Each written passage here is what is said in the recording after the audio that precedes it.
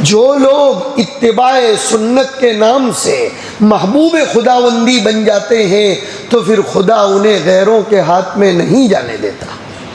ये बुनियादी तरीक़ा है इर्तिदाद से बचाने का। शमाइल तिरमिज़ी की तालीम करो।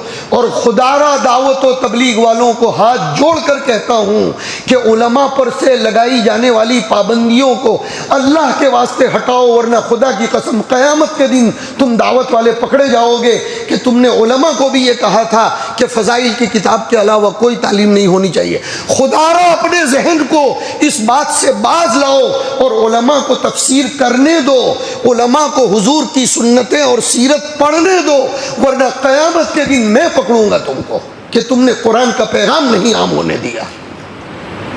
मैं अपने जज्बात कंट्रोल नहीं कर रहा हूँ, माफ़ी मांग चुका हूँ पहले। अल्लाह के वास्ते उम्मत को महदूद मत करो।